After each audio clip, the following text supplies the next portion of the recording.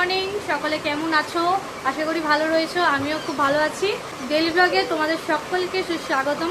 আগামীকাল মহালয়া পুজো। সিরিয়াসলি বলতে এতদিন মনেই হচ্ছিল না যে অ্যাকচুয়ালি পুজো, বাট মহালয়া যেই এসেছে আমাদের এখানে যে সামনে যেই প্যান্ডেল হয় সেই প্যান্ডেলের কাছে মহালয়া চালানো শুরু করে দিয়েছে। এখন তো আমি রান্নাবান্না শুরু করে দিয়েছি আর বাইরে তুমুল বৃষ্টি হচ্ছে, সেই পরিমাণে দেখাচ্ছি তোমাদের। দেখো, আজ থেকে পিতৃপক্ষের অবসান এবং মাতৃপক্ষের সূচনা, আর এই মাতৃপক্ষের প্রথম বৃষ্টি হচ্ছে আজকে। এইবার মা দুর্গার আগমন হবে দোলায়, তাই ঝড় বৃষ্টি তো হবারই কথা। আর ননিকে দেখো, ননি কিন্তু হেয়ার কাট কমপ্লিট। ওর মাম্মা ওকে হেয়ার কাট করে দিয়েছে। ভালো হয়েছে। রান্না হয়ে গেলে আবার ননির পাপাকে হেয়ার কাট করতে হবে। বৃষ্টি তো বাইরে হচ্ছে, ওই বারান্দার ওই দিকটায় বসে কাটিং করবো, সেটা অসুবিধা নেই। ততক্ষণে তোমাদেরকে একটা রান্না শেয়ার করে দিই। আজকে করব কাঁচকলার কোপ্তা। একটা আলু আর কাঁচকলা সিদ্ধ করার পরে আমি পেঁয়াজ আর লঙ্কা এখানে কেটে নিয়েছি। তারপরে কাঁচকলার খোসাগুলো ছাড়িয়ে আলাদা রেখেছি। এটা পরে বাটা করব। গোটা জিরে ভেজে নেব শুকনো কড়াই, তারপরে সেটাকে ভালো করে রোস্ট করে নিয়ে কাঁচকলার যে সিদ্ধ করে রেখেছিলাম সেই মধ্যে দিতে হবে নুন আর হলুদ গুঁড়ো আর একটুখানি কাঁচা সর্ষের তেল দিয়ে ভালো করে মাখিয়ে নিতে হবে। মাখাটা খুব একটা নরম করলে হবে না, যাদের নরম হয় তারা একটু ময়দা দিয়ে বা আটা দিয়ে নেবে। তারপরে যে যার মতো শেপ দিতে পারো, কেউ গোল কেউ লম্বা, যার যা ইচ্ছা। এইগুলি ভাজার সময় গ্যাস কিন্তু মিডিয়াম টু লোয়ে রেখে ভাজতে হবে। অনেকগুলি এখানে ভাজা হয়ে গেছে, আর এগুলো কিন্তু তোমরা এমনিও খেতে পারো। আর বাদবাকিগুলো এবার আমি ভেজে নেব, তারপরেই তরকারিটা বসিয়ে দেবো। পরিমাণ মতো তেল নিয়ে, আমি কিন্তু তেল কম খাই তাই এখানে কমই দিয়েছি। তারপর গোটা জিরে দিয়ে পেঁয়াজ দিয়ে ভালো করে পেঁয়াজটাকে ভেজে নিতে হবে। তার সাথে অ্যাড করে দেবে কাঁচা লঙ্কা, দেন আদা রসুনের পেস্ট দিয়ে আদা রসুনের পেস্টটাকে ভালো করে ভেজে নিয়ে মশলাগুলো আমরা দিয়ে দেবো। এখানে প্রথমে দিলাম হলুদ গুঁড়ো, তারপর লঙ্কার গুঁড়ো, তারপর দিলাম জিরের গুঁড়ো। এরপরে ভালো করে নাড়িয়ে চাড়িয়ে দিয়ে দিলাম পরিমাণ মতো নুন। তারপর কিছুক্ষণ নাড়ানো চাড়ানোর পর মশলা থেকে তেল কিন্তু এখানে আলাদা হয়ে গেছে। এবারে হালকা উষ্ণ গরম জল আমরা দিয়ে দেবো।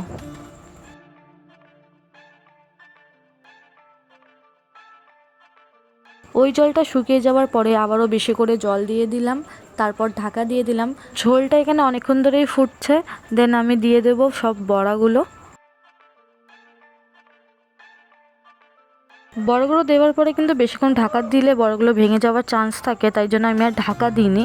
কিছুক্ষণ রেখে উলট পালট করে দিয়ে গরম মশলা দিয়ে দিলাম এর মধ্যে। তারপরে ভালো করে নাড়িয়ে চাড়িয়ে একটা চুটকি বাজিয়ে দিলেই রেডি হয়ে যাবে আমাদের কাঁচকলার কোপ্তা। এবার টেস্ট করে দেখা যাক কেমন হলো আজকের রেসিপিটা। দারুণ দারুণ। গরমও সেই পড়েছিল, এখন তো পারফেক্ট একদম।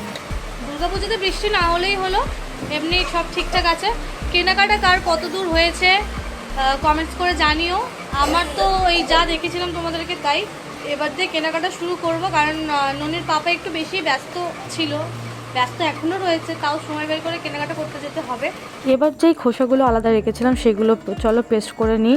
মিক্সারের বাটিতে ভালো করে দিয়ে তার মধ্যে 2-4টে কাঁচা লঙ্কা দিয়ে ভালো করে পেস্ট করে নিতে হবে। পেস্টটা হয়ে গেলে পেস্টটার কালারটা ঠিক দেখতে এইরকমই আসবে। তারপর কড়াইতে আমি তেল দিয়ে দিলাম। তেলটা গরম হয়ে যাবার পরে গোটা কালো জিরে দিয়ে তারপরে যে পেস্টটা করেছিলাম সেটা দিয়ে দিলাম। বাটাটা দেওয়ার পর ভালো করে নাড়াচাড়া করে নিতে হবে কিছুক্ষণ। তারপরে অ্যাড করতে হবে সব মশলা। এখানে হলুদ গুঁড়ো, নুন আর সামান্য চিনি দিয়ে আবারও বাটাটাকে ভালো করে নাড়াচাড়া করে নিতে হবে যতক্ষণ না কড়াইয়ের সাথে আলাদা হচ্ছে। খেয়াল করলে দেখতে পারবে প্রথমে কিন্তু বাটাগুলো কড়াইয়ের সাথেই আটকে যাচ্ছিল, এখন কিন্তু কড়াইয়ের সাথে কোনো রকমভাবে আটকাচ্ছে না। কড়াই থেকে আমি যতই নাড়াচ্ছি এক জায়গায় জড়ো হয়ে যাচ্ছে। তো বুঝে নিতে হবে যে এই মুহূর্তে আমাদের খোসার বাটাটা রেডি হয়ে গেছে। দেখতে এমন লাগলেও এর কিন্তু তুলনা হয় না গরম ভাতের সাথে। রান্না হয়ে গেছে। কি রান্না করলাম শর্টকাটে তোমাদের দেখালাম। আর তার সাথে আর ডাল করেছি আর আলু পোস্ত করেছি, ব্যাস এই হলো রান্না।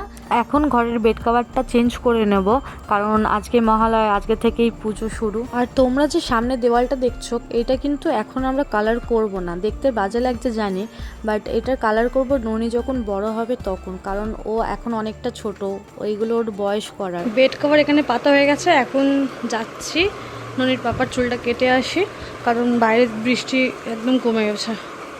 বেড কভারটা অনেকদিন পরে পাতলাম, এটা নিয়েছিলাম কিন্তু মিশো থেকে, খুব সুন্দর, মানে কাপড়টাও ভীষণ সুন্দর।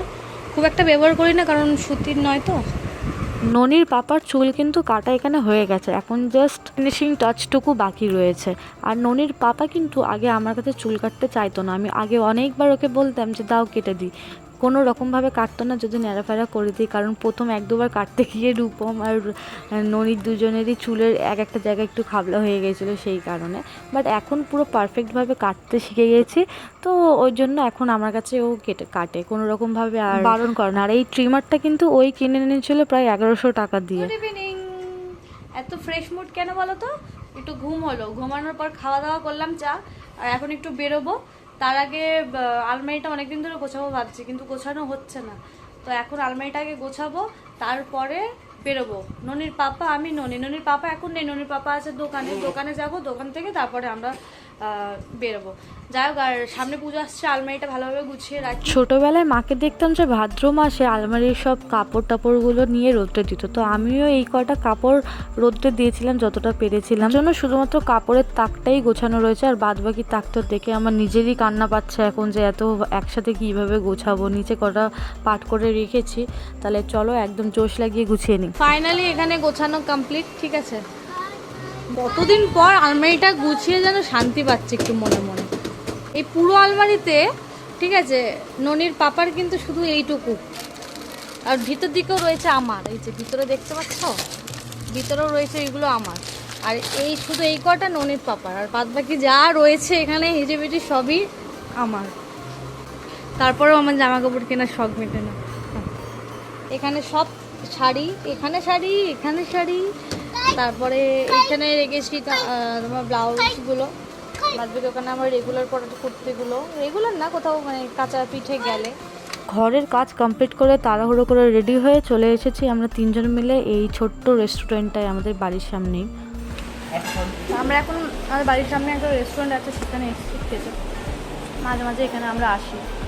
আর নুনের এই সিটটা হলো বুক করা। হাই বলো।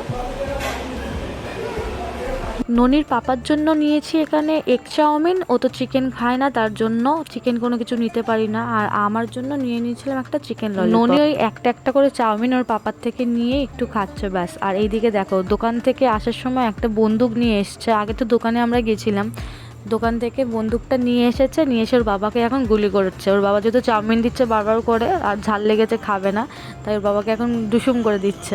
তুমি কি খাচ্ছ? ওইটা কি? ওইটা কি?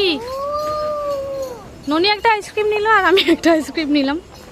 রেস্টুরেন্ট থেকে আমরা বাড়িতে অনেকক্ষণ আগেই এসেছি, প্রায় এখন 10:15টার কাছাকাছি বাজে।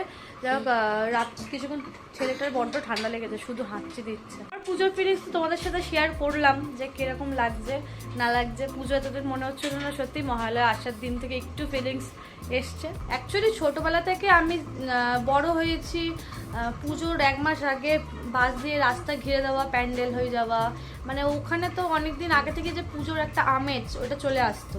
কিন্তু এইখানে তো খুব একটা আমি বাইরে যাইও না, আর গেলেও তো খুব একটা প্যান্ডেল সেরকম রাস্তা বাস দিয়ে ঘেরা, তারপর ব্যানার দিয়ে রাস্তা যে ঘিরে দেওয়া, ওইগুলো তো আর হয় না। আর বাড়ির সামনেই আমাদের বসপুকুর শীতলা মন্দির ছিল, ওই মন্দিরে কি প্যান্ডেল হচ্ছে, কোথায় কি প্যান্ডেল হচ্ছে, একটা অন্যরকম আমেজ থাকতো। তো এইখানে সেই জিনিসটা হয় না যদিও, কিন্তু পুজো তো ভালোই কাটাই, এখানে দুদিন ওখানে দুদিন, বেশ আনন্দেই কাটে। এবার দিয়ে কেনাকাটি শুরু করব একদমই। যাই হোক, আজকের ডেলি ব্লগটা যদি তোমাদের ভালো লেগে থাকে তাহলে অবশ্যই একটা লাইক করে দিও, আর যারা আমার চ্যানেলে নতুন, চ্যানেলটিকে অবশ্যই সাবস্ক্রাইব করে দিও। সবাই সুস্থ থেকো, ভালো থেকো। আজকে ভিডিওটা এইটুকুই, দেখা হচ্ছে তোমাদের সাথে নেক্সট ব্লগে।